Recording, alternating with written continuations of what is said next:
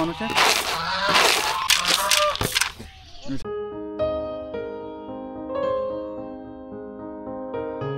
1938 সালে দর্শনাতে কেরু অ্যান্ড কোম্পানির চিনি কল স্থাপিত হওয়ার পর চিনি তৈরির মূল উপাদান আখ চাষের জন্য হাজার হাজার বিঘা জমি ক্রয় করে কেরু কর্তৃপক্ষ।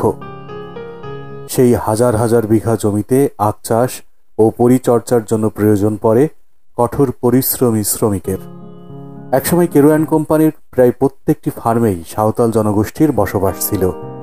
তবে এখন ডিহি, হিজলগাড়ি, বেগমপুর ও ফুলবাড়ি কৃষি খামারে স্বল্প সংখ্যক সাঁওতাল পরিবার বসবাস করে।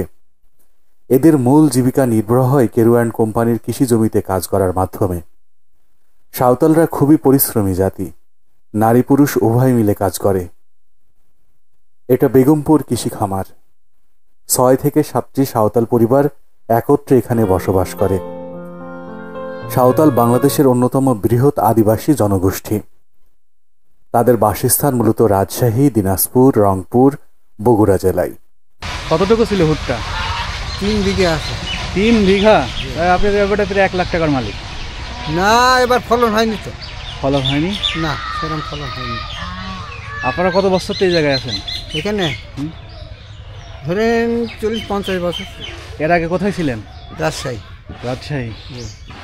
রাজশাহী থেকে এসে এইভাবে রয়েছেন। রাজশাহী না আরো ভালো থাকতে পারতেন আপনারা?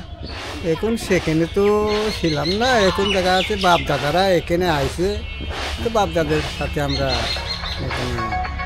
প্রধান নিবাস গারবঙ্গ, বিহার ও উড়িষ্যার অরণ্য অঞ্চল এবং ছোট নাগপুরে।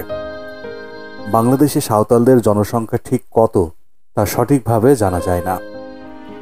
সাঁওতালদের প্রধান উপাস্য যদিও সূর্য, তাদের ভাষায় সিংবঙ্গ, তবুও পর্বত দেবতা মারাংব্রু তাদের জন্য যথেষ্ট মর্যাদাপূর্ণ দেবতা বা গ্রাম দেবতায় পরিণত হয়েছে। সাঁওতালদের বিশ্বাস আত্মা অমর এবং সেই অনৈসর্গিক আত্মাই বঙ্গ বা সূর্য। বর্তমানে বেশিরভাগ সাঁওতালি খ্রিস্টান ধর্মে দীক্ষিত। সাঁওতাল জনগোষ্ঠী তাদের নিজেদের ধর্ম পরিবর্তন করলেও উৎসবগুলো কিন্তু ঠিকই পালন করে। বাঙালিদের মতো ওদেরও 12 মাসে 13 পার্বণ।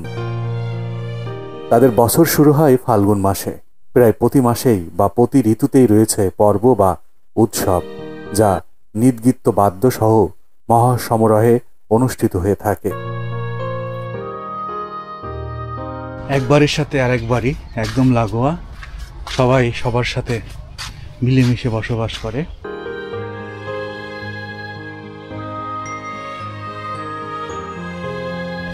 এটা আপনার বাড়ি? কাজে যাননি আজকে? হ্যাঁ, কাজ থেকে চলে এসছেন। আপনারা এখানে কয়জন থাকেন? এই 6-7 ঘর আছে। মাত্র 6-7 ঘর? আর সব কি ডিহিতে? সব ডিহিতে বেশি। এই জায়গাগুলো কি কেরুর? হ্যাঁ। সকালবেলা একটা জোনের হাজরা করে এসে রান্না বাড়া চলবে। এই আপনাদের প্রত্যেকটা বাড়িতে দেখছি তুলসী গাছ। তুলসী গাছগুলোতে কি করেন?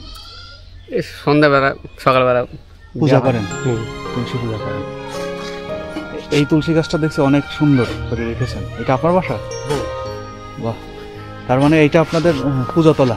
এইটুকু। এটা এটা কি ফুল? বেলি ফুলের সৌরভে সৌরভিত এই পাড়া। প্রত্যেকটা বাড়ি কত সুন্দর, মাটির বাড়িগুলো আর মাটির মানুষ। বাড়ির যেখানে জায়গা পেয়েছে সেইটুকুই ফুল গাছের বাগান করেছে, এর বেড়া আছে।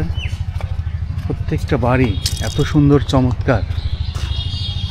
কেরু অ্যান্ড কোম্পানি প্রতিষ্ঠা হওয়ার পর থেকেই কিন্তু তারা এই জায়গাতে বসবাস করে।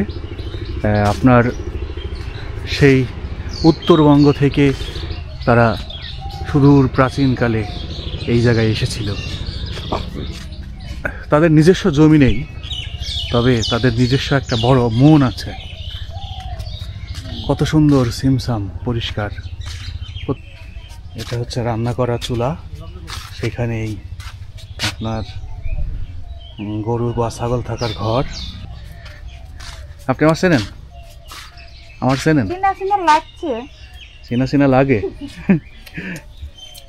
তুমি কোন ক্লাসে পড়ো? কোন ক্লাসে পড়ো?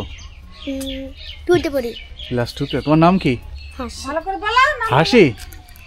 আর তোমার নাম কি? শাপলা। শাপলা। আর তোমার নাম? স্মৃতি। স্মৃতি। আচ্ছা, তুমি কোন ক্লাসে পড়ো? শিশুতে পড়ি। শিশুতে, বেগমপুরে। আচ্ছা, তোমরা এখন কোথায় যাচ্ছ? পড়বো। এখন পড়বা দুপুরবেলা?